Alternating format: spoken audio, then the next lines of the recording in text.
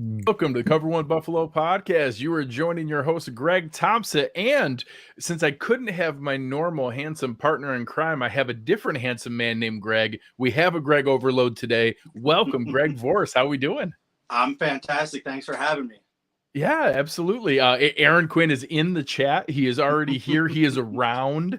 Unfortunately, hey, look, there's Aaron Quinn. He popped himself in to say hi. We just upgraded the hair game for today. Yeah.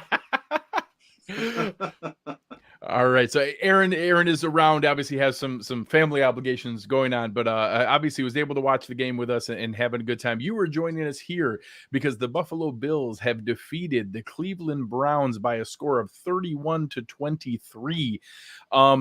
Definitely a game that we're going to talk about back and forth of how exactly it got to this score. It was almost like three different games at one point. That's fair. With a lot of different scoring swings unanswered in different directions.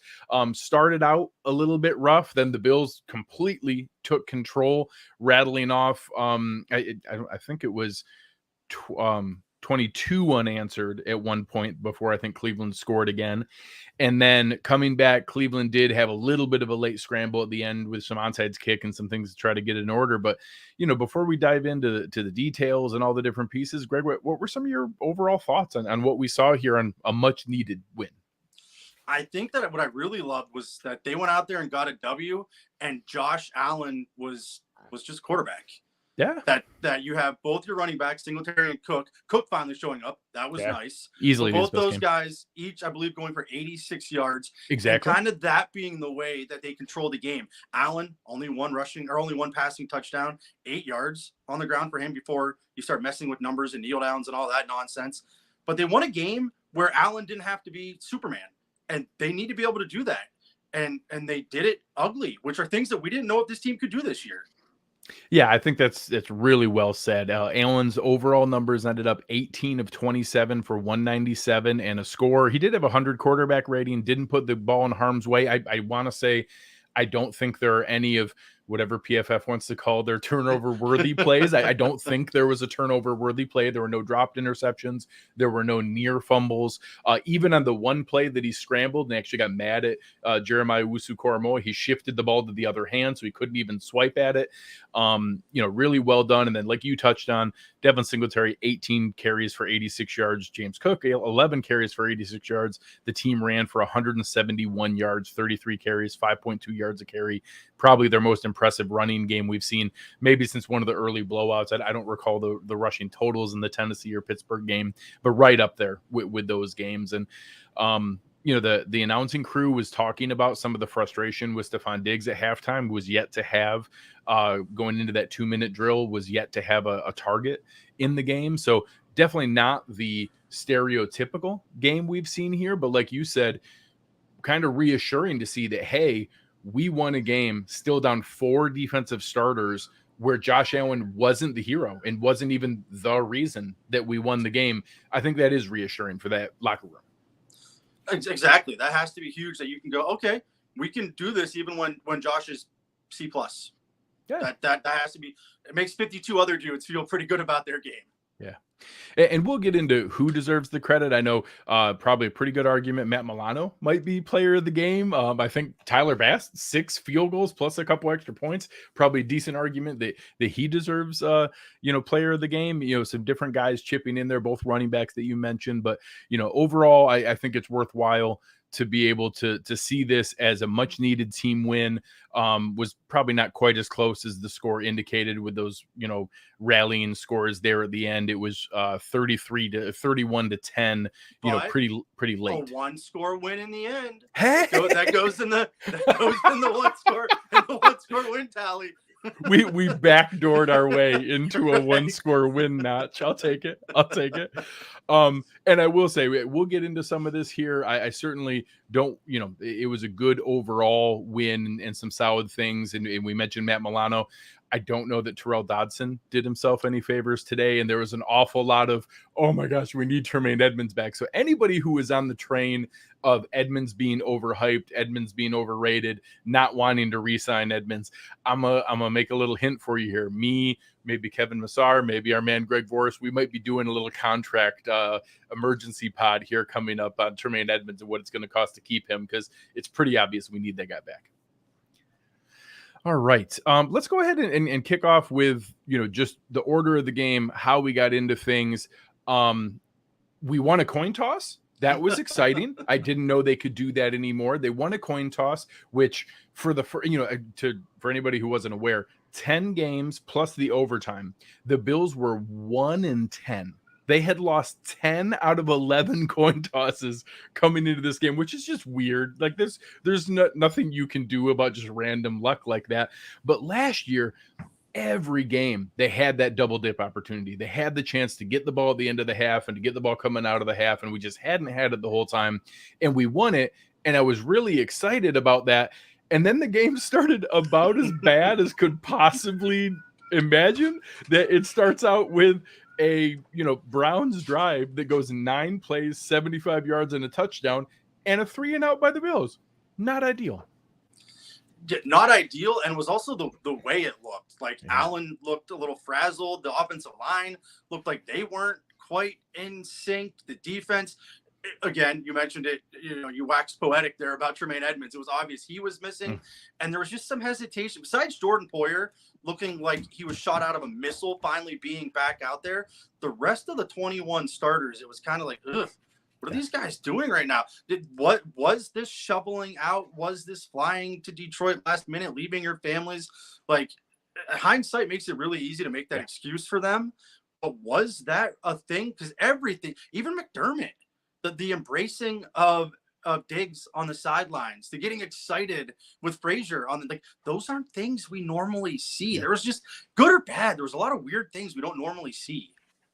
Yeah, and I think that you mentioned it in the comments about how much attention the broadcast had on the travel and the things there. It also made me kind of start to wonder, I guess I kind of assumed this was a good thing, getting out to this other city and getting into normal conditions for the field on game day. But I guess you're right. They didn't really practice all week long and were very focused on their families and on, getting to there. And they talked about, I think Roger Saffold made the comment about how it was like Rocky IV training and like that walking through the snow was harder than any offseason workout he did. And then they said that not only was it like that, but Deion Dawkins had to do that through more than a quarter of a mile worth of snow to get to the spot where Ron Raccuia was able to come pick him up, because it was just, there was no passable space.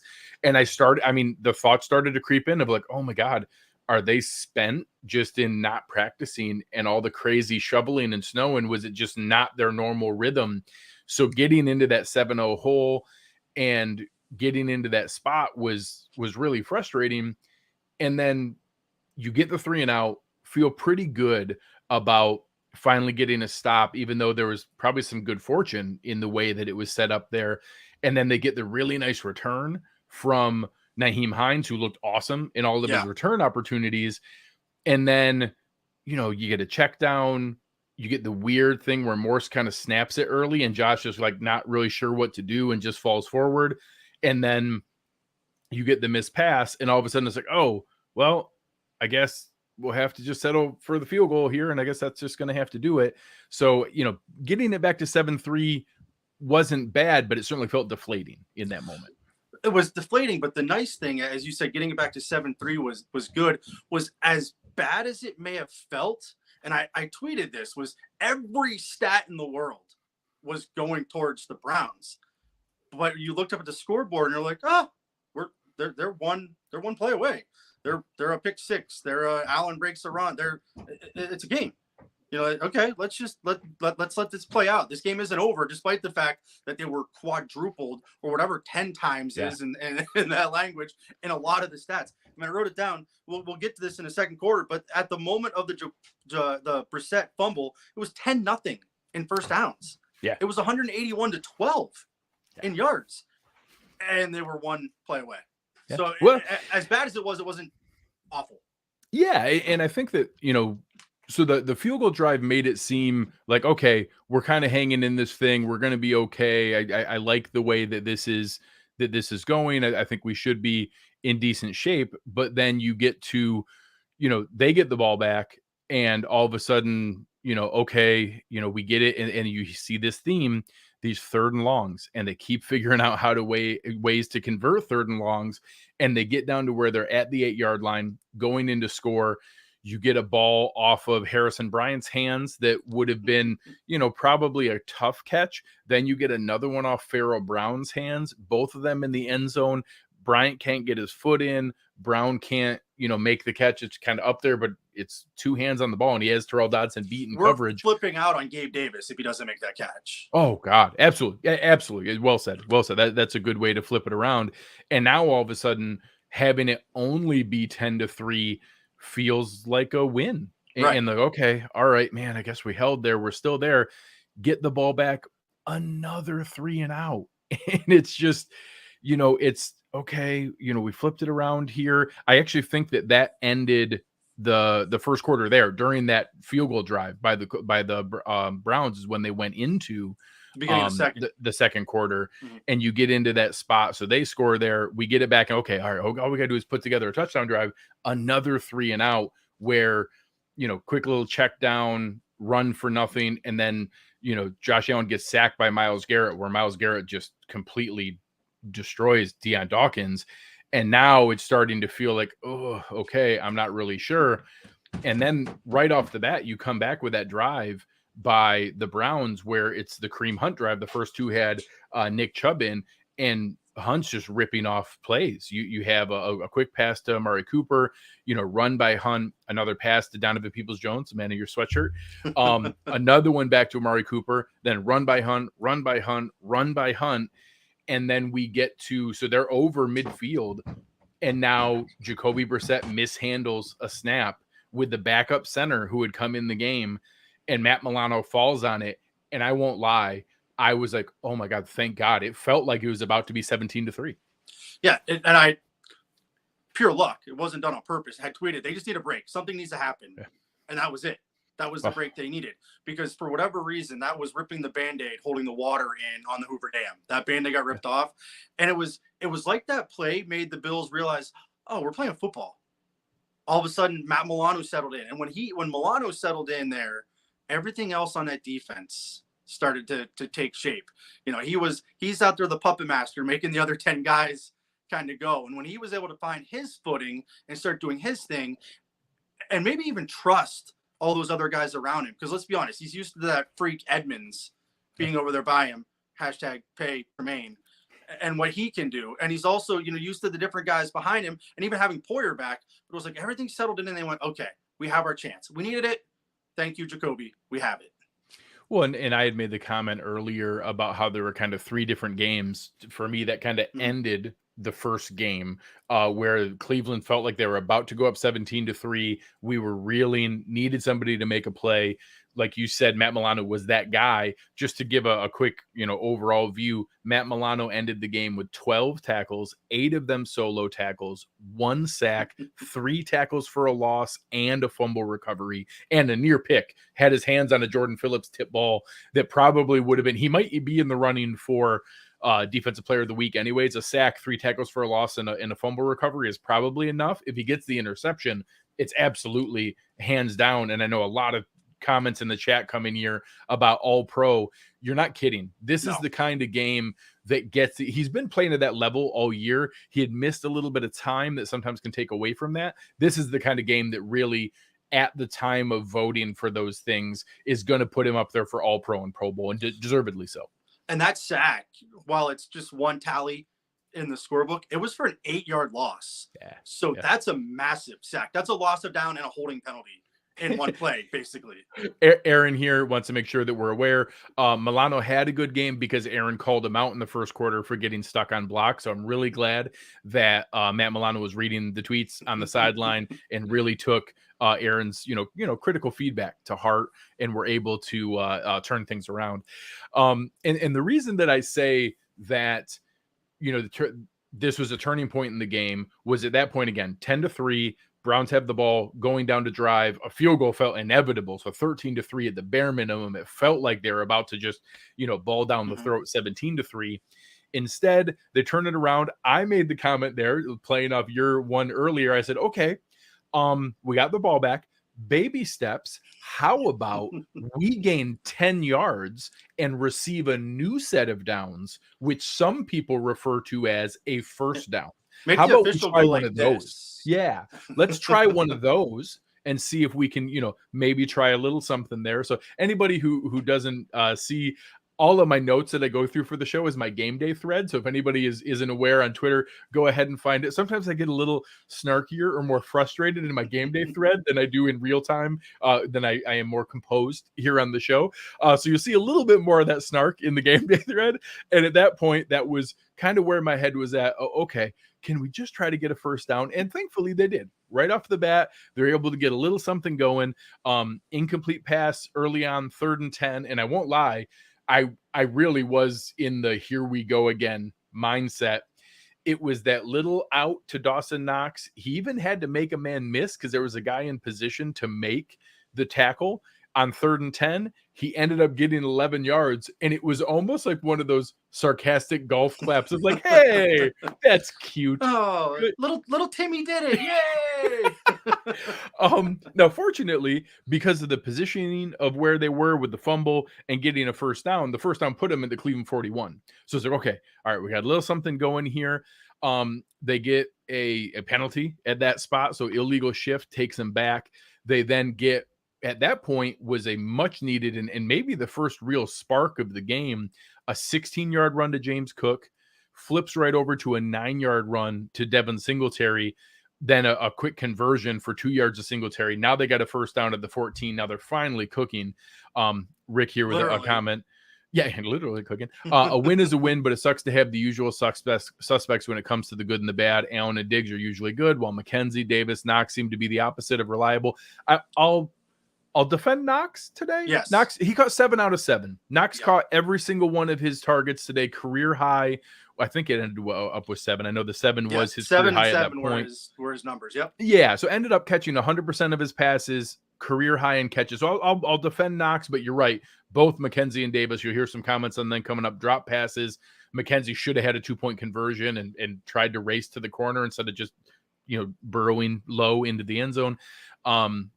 Those kind of plays, those two do deserve it. And with the comments earlier, I think you can add, Matt Milano, Daquan Jones flashed a lot early. Jordan Poyer flashed a lot. Daquan Jones, Matt Milano, Jordan Poyer. Those are the 3 guys I had noted, but were critical ones there.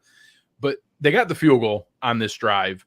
And, they're driving down. They get the run game going. And this is a theme we saw starting at this point. The big one was first and 10 at the Cleveland 14.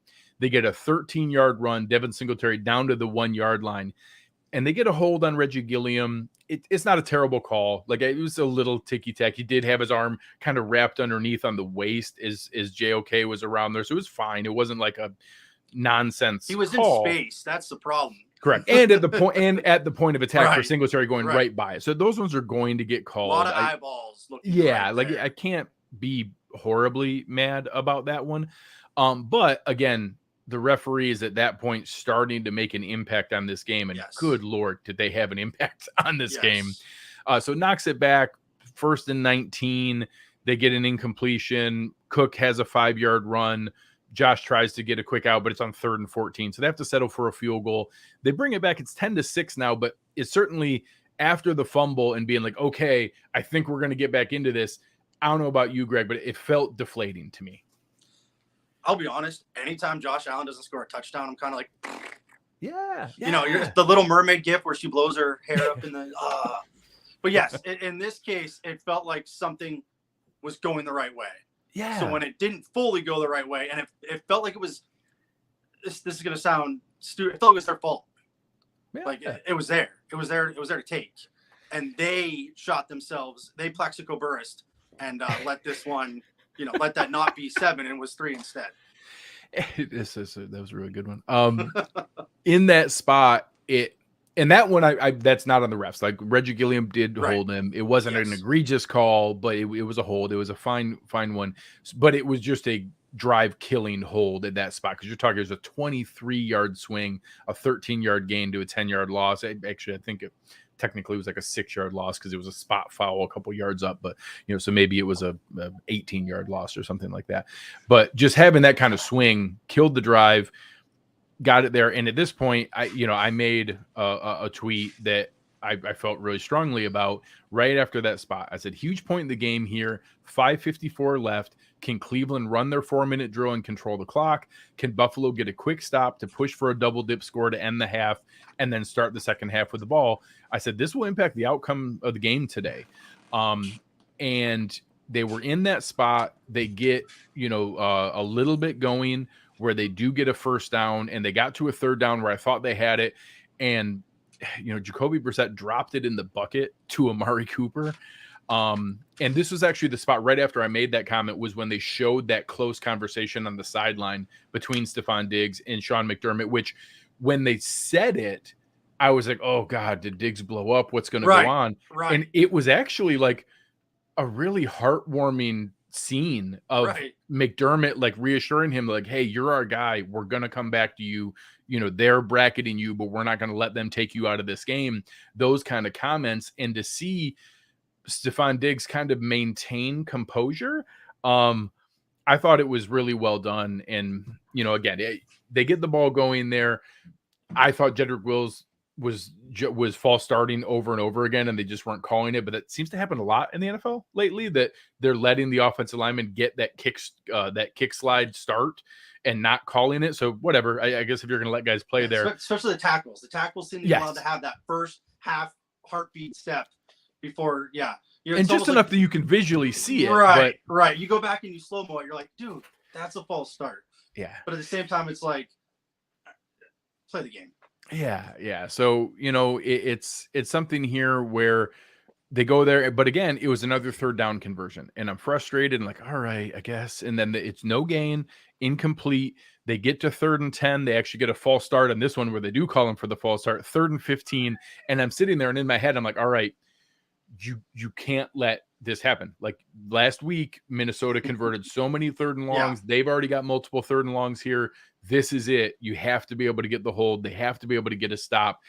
And good Lord, was it close. Deep ball down the sideline. Amari Cooper has a foot in bounds, and his second foot is like that far from being in bounds, which would have been down at like the Buffalo 20 and them driving, and ended up, being the turnover. Corey Bojorquez, of course, has a 28-yard punt, because Corey Bojorquez has 28-yard punts. We are very familiar with those. And the Bills get the ball back. Quick here, I want to read Cliff's comment. The D crushed Chubb today. The run defense wasn't perfect because Kareem Hunt did have a decently strong game, but even looking at it, Kareem Hunt's game was 5 for 32. So the run game overall ended up being 26 for 80 yards. And coming into a game like this, where I know I certainly wasn't alone in how concerned I was about the run defense against this Cleveland offensive line of those running backs, 26 carries for 80 yards was a huge win. Huge win. Getting back to the drive, this is the point, so again, in my game day thread, I go back to my comments and I said, ugly or not, the Bills defense got to stop. It doesn't matter if they deserved it. It doesn't matter that they've been outplayed. They've left a ton of opportunities on the field. They're a drop snap and a foot being 1 inch out of bounds from a bad, ugly game. And it doesn't matter if you drive down and score here. So I said, okay, last time I just wanted a first down, and they answered. This drive, I want a touchdown. Get me the first piece of a game flipping double dip. So that was my comments to start this drive. And they go, and Josh, for the first time all game, I'm actually going to pause here. This is my West Herr drive of the game. So our friends over at West Herr have been awesome to us. Such great sponsors all the time. They are, the largest automotive dealership in New York, 11 different dealerships. They employ like 3,000 people, like all over the place, be with their billing centers and their dealerships and everything that they do. Just a huge part of the community. Make sure you're helping to support them if you need a vehicle. But this is easily my West Herr drive of the game. It ends up being an 11-play, 78-yard drive. It was a 2-minute drill, and it was picture perfect in the way that they executed it. Being able to go down starts with a quick 9-yard out to Dawson Knox. Then they mix in a run, give Devin Singletary 5 yards to pick it up. Another quick check down to Dawson Knox. Josh tries to take a deep shot, is able to get Gabe Davis for the first like real positive passing play of the game. And then they get their first down. So now you're sitting there, they're at the 43-yard line. They go down to the Cleveland 28, 51 seconds left, and are finally in position, take their first, or actually he got out of bounds. They didn't need to take the timeout. Cleveland took one for Cleveland reason. took the timeout. Yeah. But it put them in a position where like, okay, all right, we got a little something going. First spark in the passing game we've seen all day. And at that point, every play in the playbook is open. So I was excited about where they were at. What were your thoughts as we kind of finally saw Josh put something together here after, at that point, you're talking like 29 minutes of very ho-hum football? Well, that was it. It was finally, and I if I was going to pick a drive of the game as well for Wesker, it would. Yeah. I feel like it has to be this one because this is the first one where it clicked for Josh. It seemed I was ready to come on here and just destroy Ken Dorsey.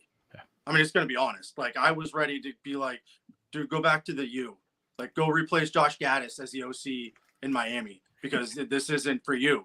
Like, it was that bad to me at times in the first half.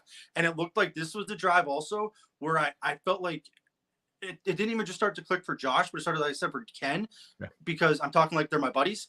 But you started to see some motion. You started to see some move. And I just was like, okay, this feels like a Bills drive. Yeah. For the first time all game. Seven passes, 4 runs, right. Really good mix. Yeah.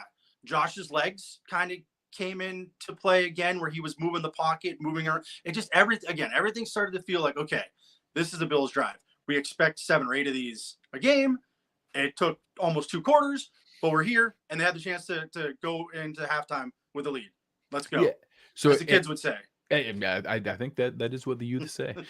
So coming out of it, they're out of the out of bounds there. Cleveland takes timeouts to try to get their thoughts about them because Josh actually tried to hurry up to get back to the line of scrimmage. So they get a minute to get their thoughts together or still have all 3 timeouts. Josh audibles to a quick toss to Motor, 7 yards, gets out of bounds, 46 seconds left at the Cleveland 22.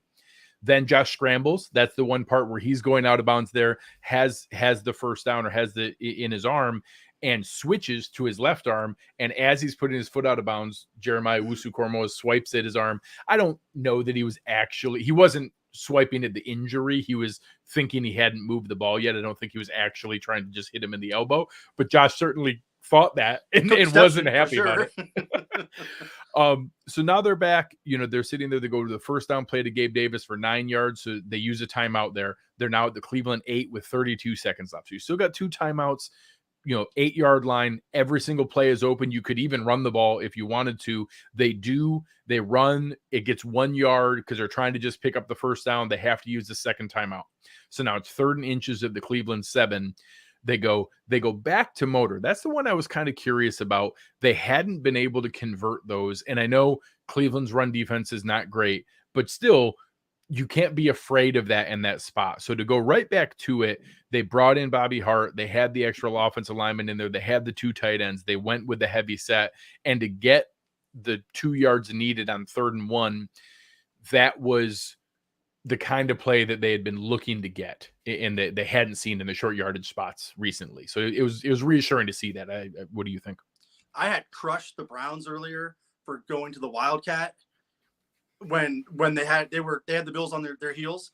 When Bobby Hart reported and they only needed that, I was like, if they do something stupid and throw it to Bobby Hart and he drops it, I'm just going to lose my mind. I'm going to all capitalize scream on Twitter about how you can't out cute the Browns getting cute, but they didn't.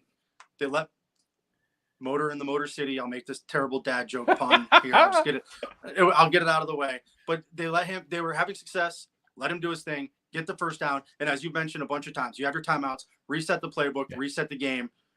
Literally anything you can draw up as a kid is at your disposal at this point. 100%. And I think that this was, there were some spots where I wasn't sure. There was one spot early in the drive where they let a little bit of clock run. And I was wondering, hey, you have all 3 timeouts. Do you protect a little bit there? I love the way they did this because they left all the options open. You couldn't run those plays if you had used the timeouts earlier. So being in that spot. and left nothing for Cleveland. Correct. Like that's something that there have been a few times in a couple of games where I'm like, and this isn't going back to last year's postseason, but there were a few. I'm like, no, you still left 49 seconds. You still left 39 seconds. Whatever it is, they completely squashed anything that the Browns could have tried to undo.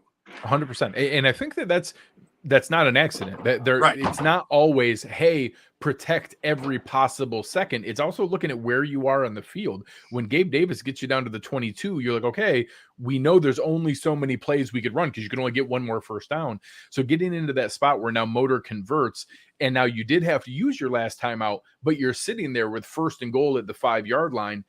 5-yard line is easy football. Every single pass is into the end zone anyways. You're talking to Josh. He knows that. You're in that spot. You have 23 seconds left. So boom, you try to take the first shot into the end zone. You're not able to get it together here. So now you're set up. Again, he kind of had to throw it away high. That's the one that hit the crossbar, and Cleveland thought they were allowed to catch it off the crossbar, which is kind of weird. Come back, then Cleveland didn't like the look that they had, so they take a timeout because they were moving Stephon Diggs from the backfield in motion, because you could tell as Sean McDermott was reassuring him, hey, we're not going to let them bracket you out of this game. So they did. Play was designed to take Diggs out of the backfield in motion where they knew they weren't ready. Cleveland takes a timeout. The weird part is Cleveland takes a timeout to prepare to cover Stephon Diggs, and then is your house being attacked right now? I have a pretty strong feeling that is my daughter stealing my chair out of my office upstairs.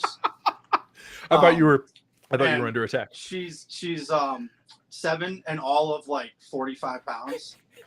So it takes all the effort to get the chair out of the office. Yeah, she's like the little kid in Little Giants. It's like flexing and nothing happens.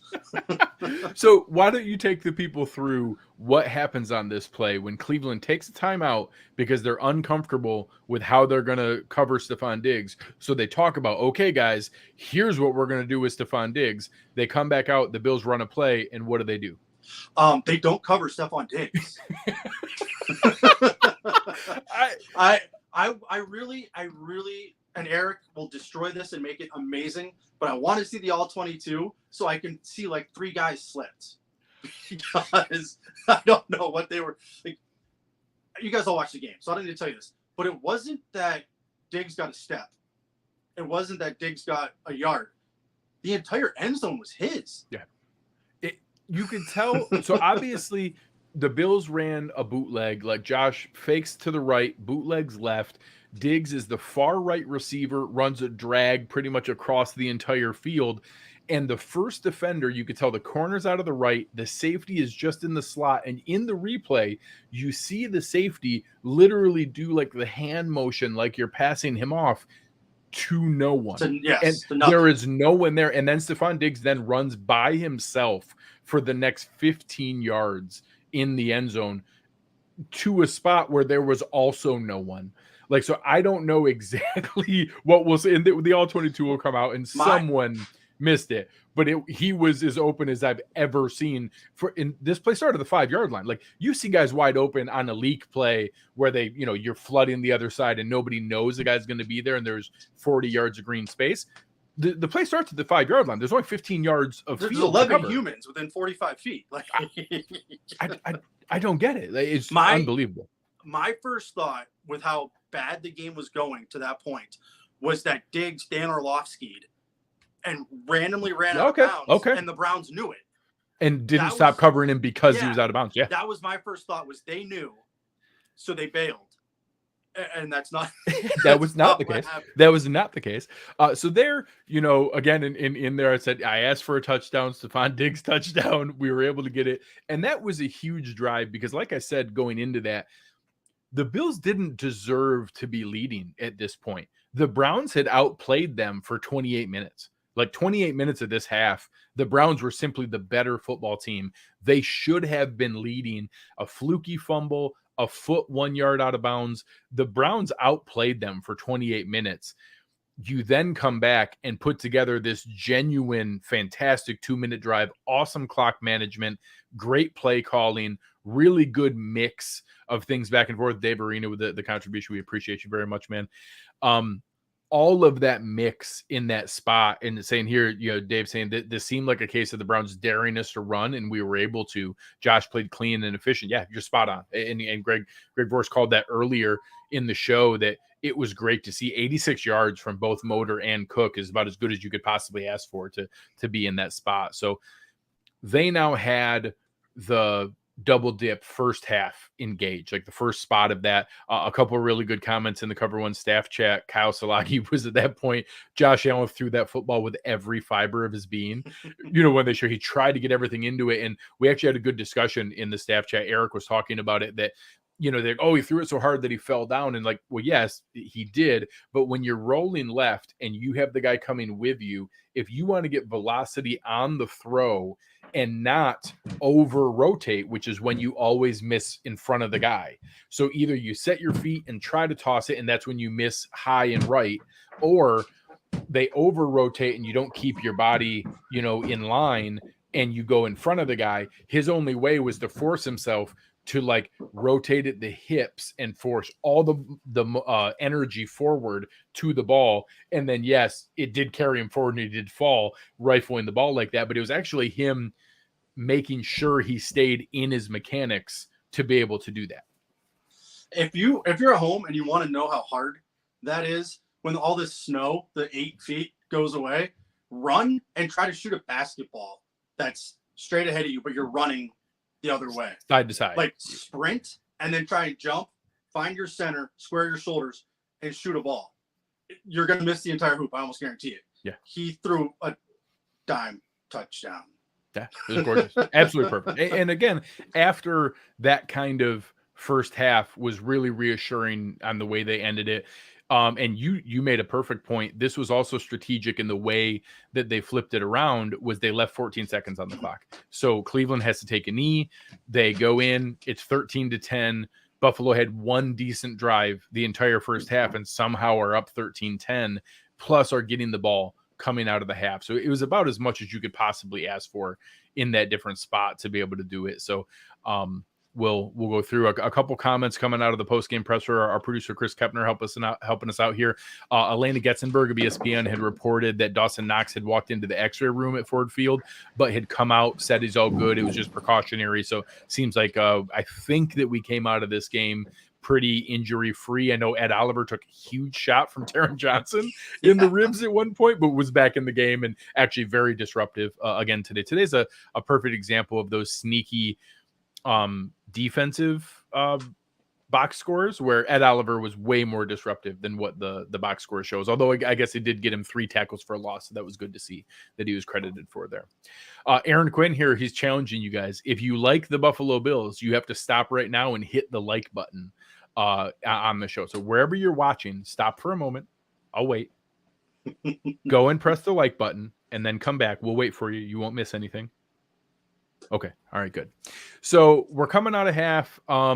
Here, the real keys I was saying to that point were they had to figure out a way to get off the field on third down. They were giving up these third down conversions. They were actually, like, it's weird to say, but it felt deflating. But then you talk about the comments. I know David made the one comment on the run defense. When you look back, 12 carries for 18 yards or whatever it was for Nick Chubb at one point, 26 carries for 80 yards total.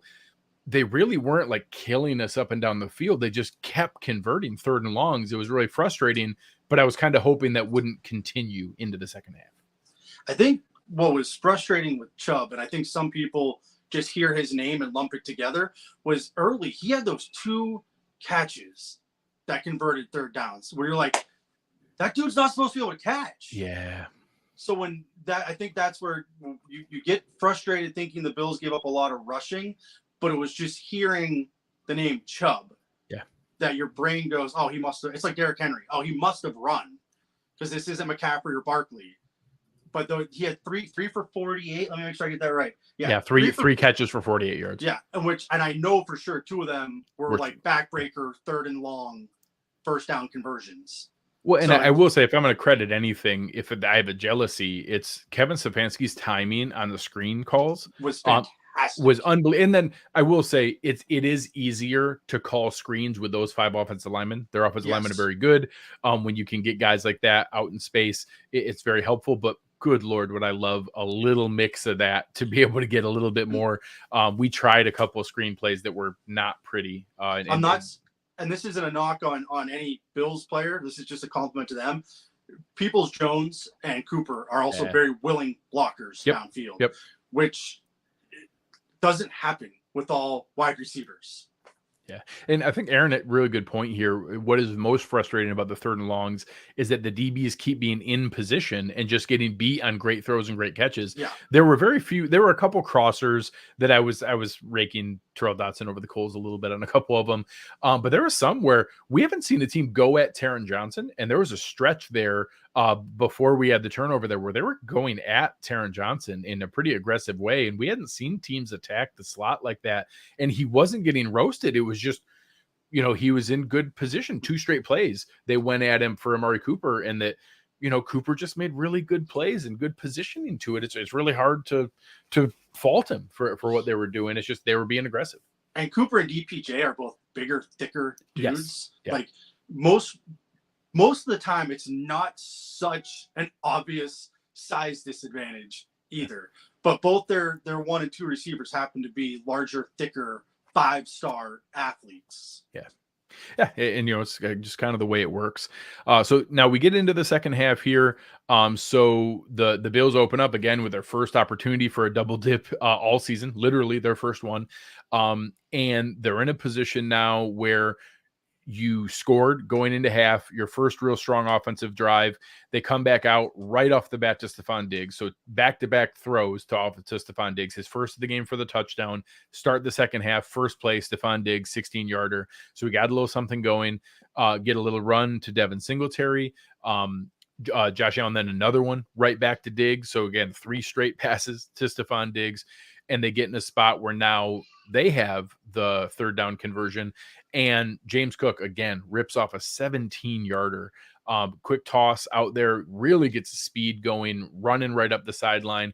Come right back. This time they do a quick check down to Devin Singletary. He takes that for 6 yards. And then here, I liked it. They were finally going to try to incorporate Nyheim Hines into the play. And you get, Gabe Davis is a very good blocker. This is not a slight on him. We can get mad at him for his pass block or for his pass catching and not consistently catching the ball, but he's a good blocker. No wide receiver is set up to block Jadeveon Clowney in run defense. Like that's just not a good setup. And Jadeveon Clowney kind of sniffs it out. He doesn't fall for the bait. It's set up for him to go kind of skinny along the line, and he takes it deeper, and Gabe Davis just can't get in front of him there. And he blows up a play to Nyheim Hines, and it kind of puts him in a weird spot. Not only that, they're kind of disheveled at that point and then can't get out of the huddle quickly because I think they weren't prepared to call a play for 2nd and 16. So now they waste a timeout. Then you end up where you kind of get a play. They see that Nyheim Hines should have had a face mask. Not only does he not get the face mask there, Josh Allen comes back and scrambles for 19 yards and what would have been a huge 3rd down pickup. And they call Roger Saffold for holding. And this one I have some issue with. Good Lord, you can call a hold on every single play in the NFL if you want to. He was not terribly outside the frame. It was a good block. And again, it was like the comment you made earlier. It was at the point where Josh was running by it. But, after showing the replay and blatantly missing the Nyheim Hines earhole tackle that should have negated the Jadeveon Clowney loss, I made a comment in my thread about okay, how about a makeup call for that last one? Not only not a makeup call, we get a ticky-tack holding call that calls back a 19-yard scramble for Josh on 3rd and 12, and it kind of crushes that drive to where they end up having to kind of just check down to Knox and settle for a field goal, which again, just like the other one, you had Devin Singletary 1st and goal at the 1, called back by holding. Here, we should have had 1st and 10 at the 15 after the Josh Allen scramble, again negated by the hold. And I won't lie, I had a little bit of don't crumble again. Don't let this happen again. Tyler Bass comes in, 56-yard field goal, 16-10, but it kept them in it more than I was comfortable. That field goal, legit good from 65. Oh, yeah. It hit the net hard from 56. You could see it move the net for I've been 56. down there when he's practicing and kicking. Like, the dude has a leg, but that was like he was proving a point about something. He was angry about something and wanted to make sure that for whatever reason, if anyone benefited the most from the snow, we thought it was going to be Allen and the track team, and it was the kicker that they make go get water. Yeah, like that's who benefited today. Yeah. Tyler Bass, career day, 6 field goals, that multiple 51-yard, 56-yard. I see Aaron's comment. I purposely avoided that. I believe someone on Twitter made a comment that he nutted it, which I wasn't familiar as a term that could be used for a long field goal. But hey, here we are. So again, the holding call was a little bit of a, like you said, just that. All right, I guess, but it felt like they were looking, like if a penalty happens, call it. We all agree on that, but don't search for them.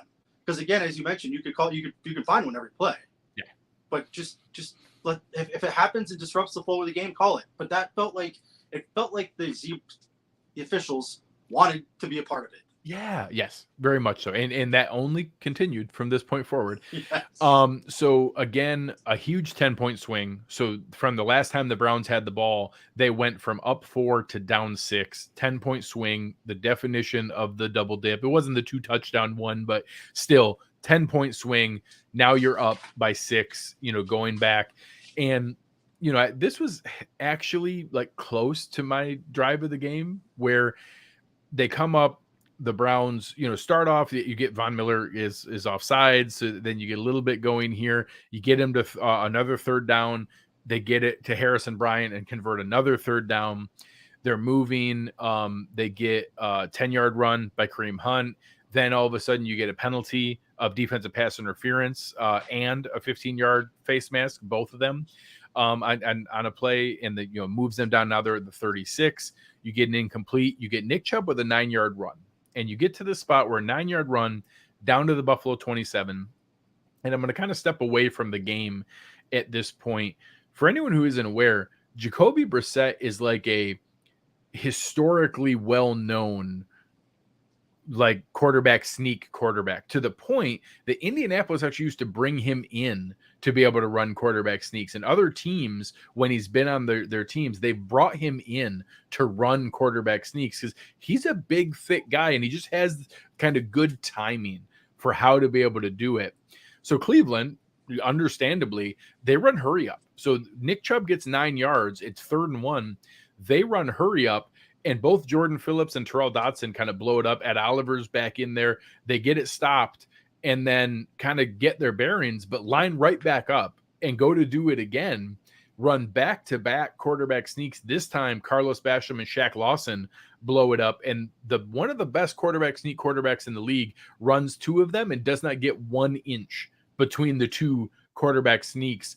And that, I thought, was a really galvanizing moment against this offensive line and this quarterback for that defense. Short Gregory Rousseau, no Tremaine Edmonds, guys that would normally be involved in that kind of play. I thought that was a really big moment for them. I joked on Twitter that was where Jordan Phillips earned the title belt for who's going to gain the most weight on Thanksgiving Day. I know they're playing Thanksgiving Day, so it's not quite the Richie Incognito, Eric Wood eat off. But it felt like, all right, Jordan Phillips gets his, that Thanksgiving Day meme we've all seen back in that play. It was like, all right, that he's a dude, and they needed a dude to do dude things in that moment. Yeah, it's spot on, and it was those kind of plays. Daquan Jones is involved in a lot of these, and he was a very unsung player. Again, the same idea that we talk about, now a guy that you're not going to find all over the box score, but they had a huge impact on this game, and you're able to go through there. And Sarah here talking about Jacoby's actually sneakily shifty. He very much is. I know we don't say this name. He's, what is it, Voldemort? I'm not into those movies. Yeah. But he literally is like Brady, like Tom Brady, where you're like, why does it work? Yeah. But it how does. How does this keep happening? So, again, they're in that spot. They're able to do it. This was also a stretch where I got really frustrated, where James Lofton pretended like he saw the face mask on the one call, and like there was blatantly no face mask on the defensive pass interference. So Well, getting he was to that still spot, dressed for the winter, which was really throwing him off apparently. super important for him to make sure to bring up 4 or 5 times during the game. So it's very important to be able to do that. So you go through all of that to that point, and it really, put them in a weird spot. The Bills get the ball back here, and we actually finally saw them throw a flag on the Browns, and it wasn't even that good of a call. Togiai hit Josh the second that he let go of the ball to Gabe Davis. And it's, the way that you described it earlier, that if Gabe Davis had dropped that Pharaoh Brown, pass, we would have lost our minds. If the Bills got called for this roughing the passer, I would have lost my mind in this spot and to be there. But I was like, hey, you want to know what? They missed so many against us that I'll take this one to be able to do it. And it just showed that whether it was non-calls or when they decided to call the ticky-tack calls, I think you said it well, the refs just wanted to be part of this game. No, I completely agree with that. And again, you'll take them when you can get them. I mean, Lauren here, the refs have major middle child syndrome. Hey, Lauren, let's leave the middle children alone. Okay. Greg Vorse took that personally. Greg Vorse, weird family dynamics. I have an adopted older sister. Okay. So I'm middle child and oldest child, depending on how you want to look at the family dynamics. She's 8 years older than me. So wasn't around the house once we got big enough. So I get both middle child syndrome and I'm the oldest jerk. So it all works out. That's very sneaky, very sneaky. We appreciate it. So, Jose is here reminding you that there's a lot of people that need to hit the like button, and Bills Pro just stopped to go hit the like button. So he's my favorite person right now. So, if you want to be my next favorite person, you should go hit the like button. So here they get that stop and they come back, they get the 4th down stop. They're driving now. They get that penalty. Josh Allen comes right back again. Now the biggest play of the day to Dawson Knox. He had 7 catches, but this was a 23-yarder in a really big spot to be able to go through. And, getting to there, they give Motor the ball 13 yards up the middle. They're running with tempo. They go right back to it. Another handoff to Singletary, 2 straight up the middle, score a touchdown. And now it's okay. 22-10. I'm feeling pretty good about it. And that drive really answered strongly. If I was going to not take your West Herb drive of the game from earlier, it'd have been this one where it still felt like, okay, dumb things are happening, whether it's penalties or the defense getting beasted in 50-50 balls or Allen not quite being Allen. Yeah. This was the one that made you go, okay, as I joked on Twitter, you can go get that second soda now and have that, nerve chiller, if you will. That drive is when it was like, all right, they're back on track. They're 7-3.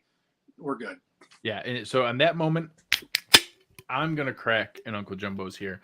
So that was a big moment for me. Make sure you're having fun. Enjoy some Uncle Jumbo's. That was a moment where I was like, okay, now I feel good. They've rattled off at this point 19 straight. And at that point, the math is very easy here. And I'm going to show you in the next drive where it came into play. When you're up by 12, especially in the second half. Early on, I'm fine not chasing points and being too cute with things. But when you're now, there's only 4 minutes left in the third quarter here.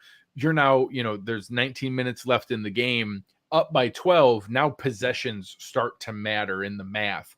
So going up from 12 to 13 just is not, you're not worried about, oh, well, what if they get a touchdown and then a field goal drive, and then a field goal drive? There's probably not going to be 6 more possessions in the game at that point. So you're not playing that. You're saying, hey, being up 12 or 13 just doesn't make that big of a difference. You need to go for going up 14.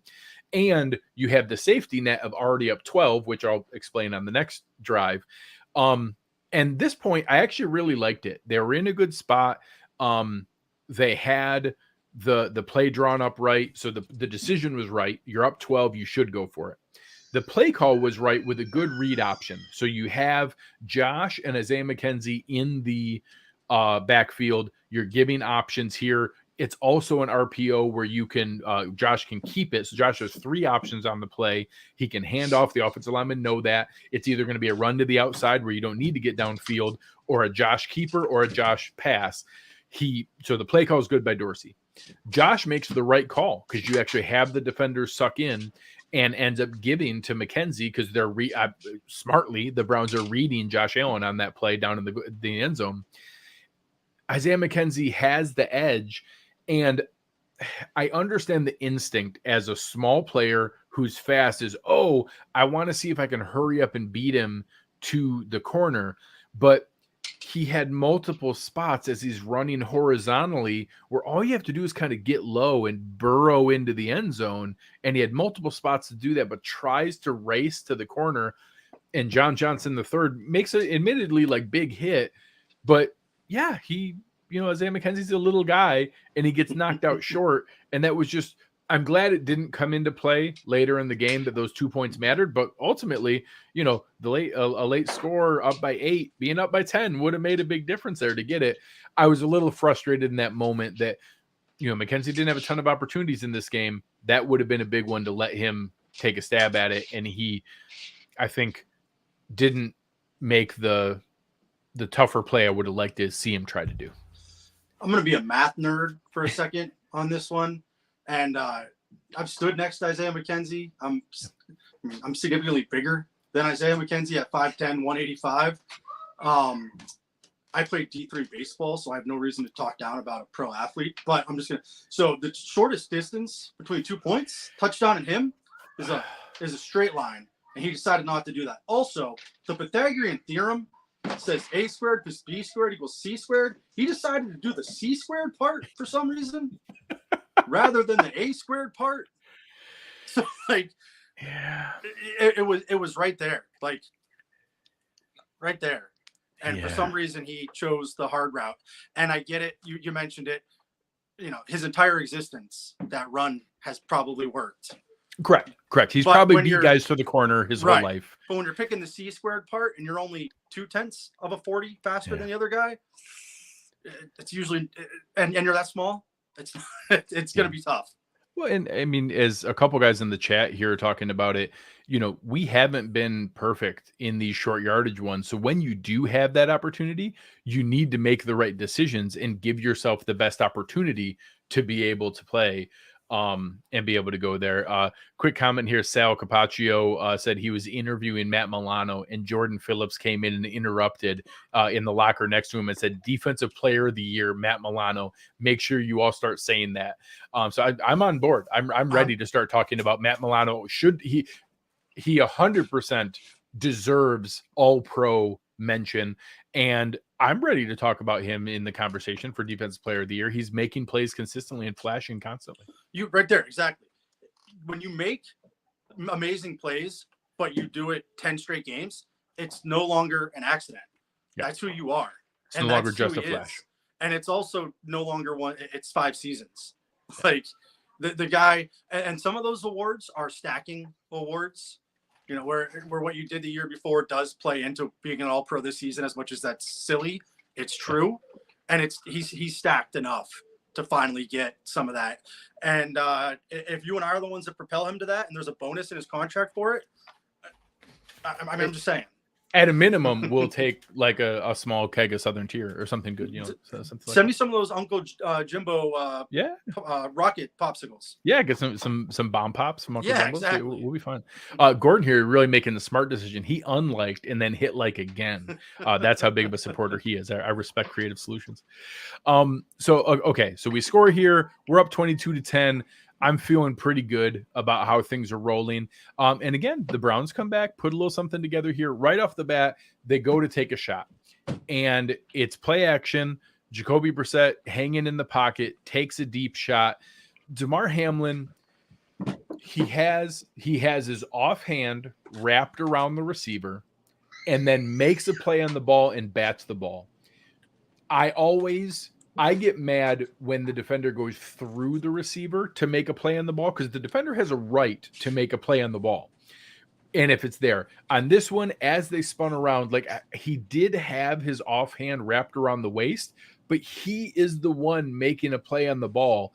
That hand around the waist was not the reason or anything that prevented the receiver from going up to get the ball.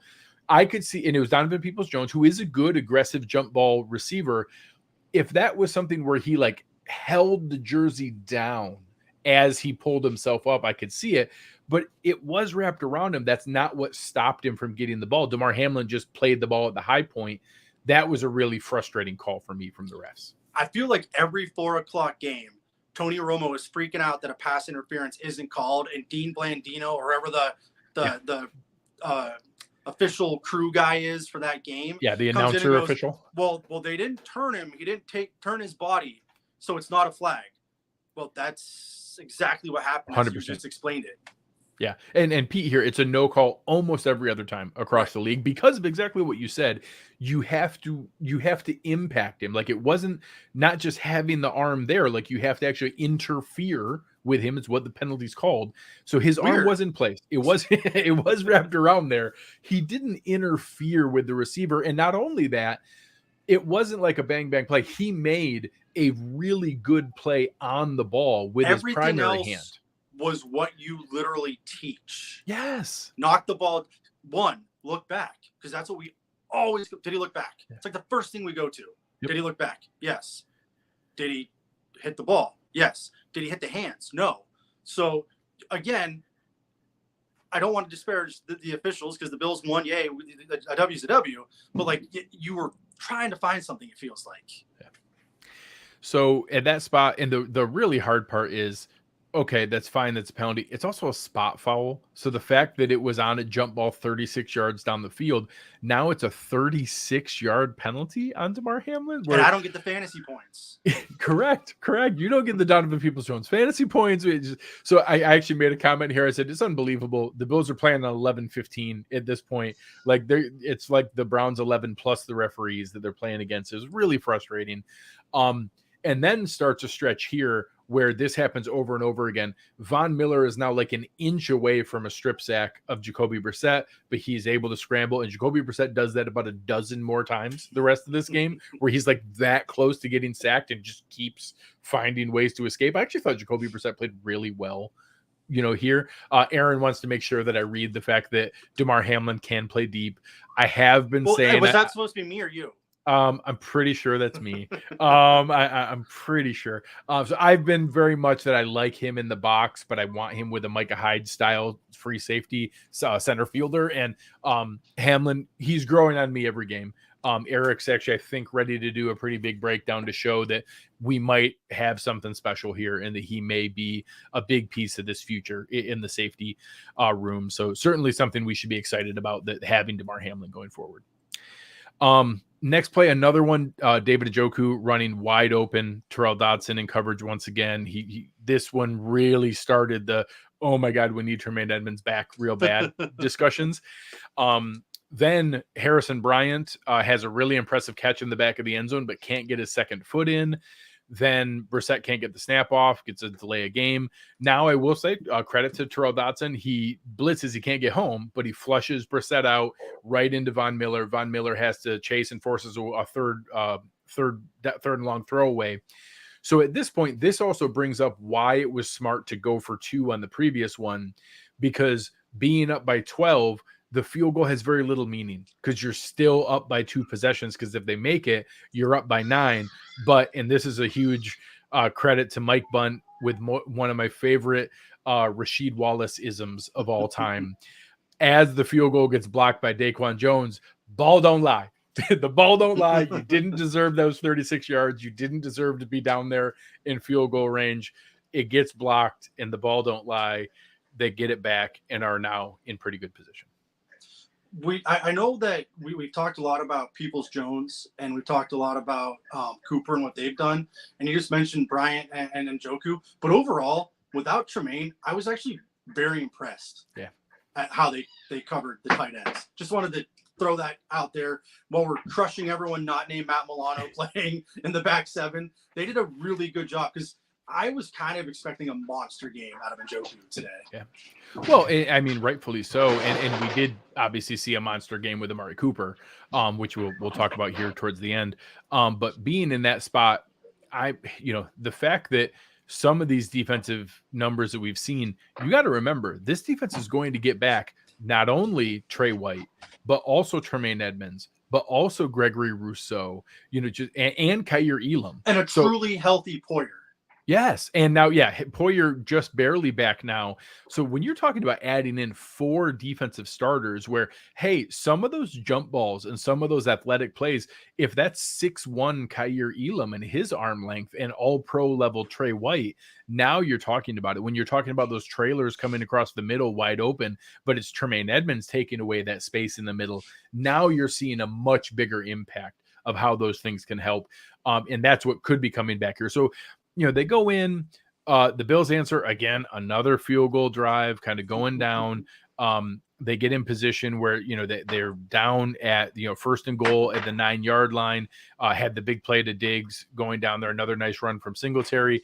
Can't quite get it done. Have to settle for another field goal. And if there's any nitpicking here, obviously the Bills, I think, end up scoring on 8 straight drives to end this game besides the kneel down, but it was 6 field goals and 2 touchdowns. Obviously you'd like a slightly different ratio if you're going to score 8 times, but having a 6 field goal game where you still put up 31 is a pretty good game overall. So, 8 scoring drives is what you want to have. But settling for some field goals in the red zone wasn't there. And now, you're in a spot where there's only 6 minutes left in the game. You're up 28-10, and there's no feasible path back for them. But I think this is a spot where you really did start to see, I don't think this happens if you have Trey White and Kyer Elam available to make more plays on some of these jump balls, some of these deeper balls where they're able to do it, or you have Gregory Rousseau in the mix, because now you also lost AJ Epinesa earlier in the game. He's, I believe, Chris Kepner, our producer, showed us he's in a walking boot. It's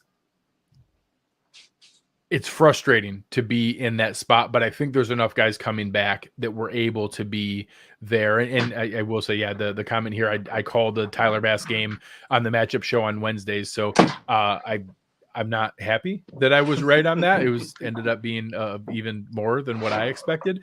But that was part of the combination of what I called. Matter of fact, I think I had it 31-16 in the commenter. So at one point I was spot on. I had the exact score until they let up another late one there. So they get into that spot, or I think at 32-16. I apologize. 32-16. They get the ball back. They get it here. Now they go down, and this one happened pretty quick, and it was all passing, driving right down the field. And you got the big play to, Donovan Peoples-Jones down there for 27 yards. And then you get a Amari Cooper pass in the end zone. And it was kind of like, all right, like, I don't think it really matters, made it 28-16, but like, okay, that was probably a little bit faster than I would have liked. And this whole drive was constant. The defensive line almost getting to him. Ed Oliver and Von Miller and those guys had like their arms on Brissett over and over and over again, but just could not get him down. And I'm not worried about that, because if you're getting to the quarterback, most guys are not going to be able to get away like that. But it was a little frustrating towards the end there. For sure. That one of my things I was going to mention is how good that interior defensive line played. But you're right. There were several times where it felt like if Von Miller had Groot's arms, it gets knocked away. You're right. That, because that was the close. We've talked about, you paid Von Miller to be your Mariano Rivera to close out the game, and one of those becoming a strip sack or even a sack for 8-yard loss, as we mentioned with Milano earlier, and it's done. That is that proverbial nail in the coffin. Yeah. I love Eric McNeil here commenting that the Bills field goal was when Lofton said, "You definitely punt here," and then Bass crushes a 58-yarder. Doug Marrone would have punted. Oh, for sure. 100% in that spot. And granted, the one was a longer field goal, but still. So again, we kick it back to them. Again, we drive down. This one is my Uncle Jumbo's responsible play of the game. So they get into a spot here where, okay, we got the ball back. There's 4 minutes and 11 seconds left. They've scored every time they've had the ball since the first quarter. They're putting drives together. Everything's like staying on key, but okay, you just gave up a score. We know the madness that happened last time against Minnesota, where they should have had that game wrapped up. They were up 17 and they still found a way to kind of mess that up. And this spot, you start the ball with 4 minutes and 11 seconds. They try to onside it. So you don't have a ton of space to get a ton of first downs because you're already at the 42. So you run the ball, Cleveland's first timeout. run the I love this play. Really good play call by Ken Dorsey. They're expecting the run. They call play action, first down to Dawson Knox, 11 yards. Cleveland has to take their second timeout. Bring in the heavy set, Bobby Hart. Devin Singletary runs for 11 more. It actually, like, strategically, it's almost not the ideal play. You almost want him to get like 8 or 9 so that you can get an extra first down. Yeah, there's extra 3. Yeah, you almost get to just run an extra play to convert it, but he hammers that for 11 yards. They have to take their final timeout. So now you're in a spot, you're at the 17-yard line, 3:52 left. They have no timeouts left. And you actually get a nice play. Jordan Elliott from Cleveland, they know we're handing the ball off, gets a 3-yard loss. You have Devin Singletary hand it off again, 4 yards. You're running the clock all the way down, taking every single second off the clock. And then this one I loved. They're in 3rd and 9. They know a run is coming. They actually call a play action. Josh Allen bootlegs out to the right. This is almost the exact play where we saw him throw the lollipop interception in the Jets game, where he just gave them the ball for no reason. Josh gets over there. He's scrambling. There's multiple, one, he gives them an option. If somebody leaks out wide open for the touchdown, you can take it. If there's a lane, Josh can run for the first down. But you also could have an incompletion. You could have an interception. You could stop the clock. This is my Uncle Jumbo's responsible play of the game. Josh is perfectly within himself the entire time, rolls out to the right, checks his options. Do I have an easy wide open guy? No. Do I have a lane where I can run for the first down? And if there's anything there, he's going to try to take it. No. He curls back in, actually even hesitates and waits an extra beat or two, takes an extra second or two off the clock, then goes down, covers it, keeps it in bounds, took it all the way down to the 2-minute warning, lets Tyler Bass come in to be able to go back up. Now you make it a 15-point game again. That's my Uncle Jumbo's responsible play of the game there, because I thought it was, just a really smart design. You gave Josh options without taking, completely neutering him, and all the things we've been talking about, being like, Josh, you don't have to be a hero every time. You don't have to put the team on your back. You can take the smart, boring play. He made the smart, boring play. Yeah. They said, Josh, we trust you. Here's your play options. And he made them, he reciprocated the confidence in making the smart play, the responsible play. Correct. In the end, which goes all the way back to the beginning, 72 minutes ago, when we were saying we were waiting for Josh to either do that hero thing or do the amazing thing. Yeah. And here he went, you know what? I don't need to do either. I'm good. We're good. We won. And, again, they come in. Tyler Bass kicks his 6th field goal of the day. We're up 15. It's inside the 2-minute drill. Again, this is now one of those crazy ones where I'd love to see them make a stop. Again, you have an 8-play drive where on 7 of the 8 plays, they have Jacoby Brissett right there in their grasp. I would have loved to see this be a game-ending sack and some things to get out of there. They go for it on 4th down. They're in spots where they're trying to drive down and scramble. Jacoby Brissett's running half the time here. They do get another, touchdown and try to get it closer for a last onside kick. So it ends up making it look closer than what it was here with one those score 2 win. Yeah, hey, 1-score games. The Bills are critically good in 1-score games. But ultimately here they get it down. It makes it look closer than what the game was. The Bills dominated this from the second quarter on. Had a really good spot. They won the 3rd quarter 9-0 with good adjustments the whole time.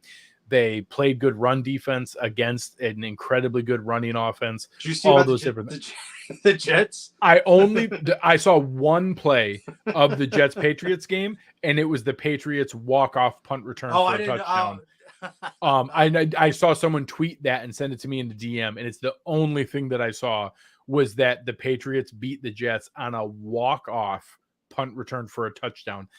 That the only other one I can think of is the Deshaun Jackson one, Giants and Eagles on Christmas, where all I remember is, red-faced Giants coach. Coughlin. Tom Coughlin screaming at the punter on there that I told you to kick it out of bounds. I told you not to kick it to Jackson, and Deshaun Jackson returns it for a touchdown. So fun, good way for the Jets to lose. So I'm happy for that. Zach Wilson, 8 of 21 for 79 yards. Good for him. Thank you for not taking Justin Fields. Oh God, Jets. good job not taking him. So, let's wrap it up here. We've been going for, like you said, we're at 75 minutes now. This was a much needed game. It wasn't perfect, but I actually think there's almost more value in the path that you talked about, that, hey, we won a game where it wasn't Josh Allen and the Joshettes. It was, hey, everybody contributed here. Josh might have been 7th, 8th in line of player of the game today. He had a good game. He didn't mess up. He made the smart plays. He played good, smart football. But there was an awful lot of guys here in the run game. Even with the offensive line, Josh wasn't running for his life for a lot of the game. A little bit early, and Myles Garrett will do that to some people. But ultimately, good protection. Awesome Tyler Bass game. Really good Nyheim Hines special teams game with some good returns. Both running backs. Matt Milano, Daquan Jones, Jordan Poyer. A lot of guys making some good plays. This was a really much needed team win in a ton of adversity. Guys worried about their families back at home. This was one they really needed. Two things I want to mention before you sign off. Ed Oliver is probably not going to get enough credit for today, because everyone's going to open up the box score, open up the paper, however you look at those numbers and go, But he was amazing up front. And one thing that was sneaky, and 2 weeks ago we kept talking about how crafty and sneaky McDermott is with the way he was playing all the Josh Allen stuff. Being the home team and getting to pick the locker room and picking the visiting locker room, so you get that familiarity. Same hotel room, same locker. Yeah, that's just it. It's little things like that you're like, oh damn, that all right. Again, we golf clap like that. Yeah. That's pretty sneaky, and I love it. Yeah, and I love really good comment here. Aaron Quinn. Aaron was commenting, winning games with meat on the bone in November is the best. You don't want to be playing your best football right now. You want to be warming up. And that there was an awful lot of people in these beat reporters ready to make it about, oh man, you should have got out of town on Thursday, and trying to make some kind of narrative. And now it was a very big narrative squashing game today. Well, all the different things. The Bills were criticized for not leaving on Thursday. They left exactly on schedule. That flight was supposed to depart at 4:00. It departed at 4:00. It landed in Detroit exactly when they planned on it.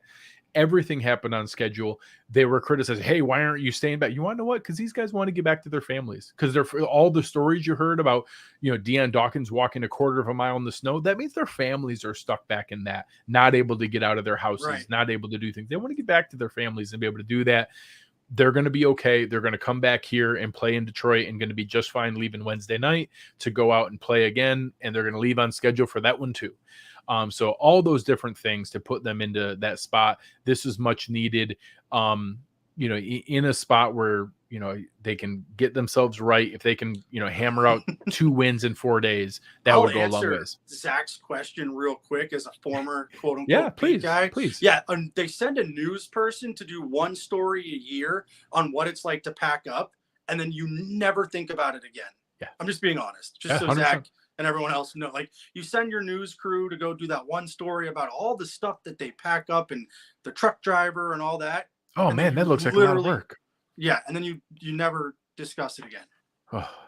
So, ultimately a lot of fun here. Greg, we appreciate you stepping up. We had our man, Aaron Quinn, down and out with some family responsibilities and in a tough position. You stepped up for us here. I want to give our man, Chris Kepner, an opportunity here to give some of his final thoughts. So bring up our man, Chris. Chris, what were your thoughts on, being able to be in this spot here? You got to take in some of the stuff from the pressers and the things there, the chat. How needed do you think this win was, not only for the team, but for the fan base? I mean, just the tone right now, it feels like a collective sigh of relief, right? Like, I mean, it was sloppy in the first half, but then they got it together, and man, I mean, you called it, Greg. It was a big Tyler Bass game, and for real, if any of you aren't tuning in on Wednesdays for the matchup shows, you're missing some good stuff. Yeah, there you go. And I will say, I want to throw one more thing in. Someone said it in the comments, and I want to say it. What you did, Greg, for real, to set up people with tickets. It's Josh is here joking about giving you your flowers for that. I'd give you a big smooch on the cheek and on the other side to even things up, because that was pretty cool. Like, to do that on your own time and fill up and flood your own DMs and all that. That was pretty cool. So I want to give you that hat tip. No, I appreciate it. It was I will say I definitely didn't realize what I was signing up for as it was happening. But then like once it started rolling, I felt like very much obligated to like continue to do it. You hit send. Once you hit send, bro, it was over. Yeah. So I had the idea in the moment of, hey, I should help people try to get to this game. That'd be fun. And then I ended up like for 36 straight hours, I did nothing but hang out in DMs, connecting season ticket holders with different people. I think by the end, I tried to count it. I think I was involved in about 425 tickets of people getting to the game and being able to hang out. So it was a very cool experience. Nice. I got a lot of very nice messages from people afterwards, a lot of cool pictures of people at the game and things like that. So I definitely did not realize what I was getting myself into, but it was a very cool experience. And I really, really honestly enjoyed it. So ultimately, yeah, and Uncle Jumbo's award for Greg Vorse as well. The next man up. This is the next man up mentality. You got to be ready, and we you need guys to can't jump in here. see it, but there's 1, 2, 3, 4, 5, 6, 7, 8, 9, 10, 11, 12, 13, 14, about 20 bottles of scotch right there. Waiting. So Greg's gonna give himself an award. Yeah, I'm gonna take one more sip of Uncle Jumbo's right now. All right, guys, we appreciate it very, very much. This has been awesome. A fantastic experience overall. We appreciate you guys in the chat. You know, our producer, Chris Kepner, coming in clutch, Greg Vorse coming in for Aaron Quinn. But on behalf of the guys here, my name is Greg Tompsett. You've been listening to Cover One Buffalo, and we are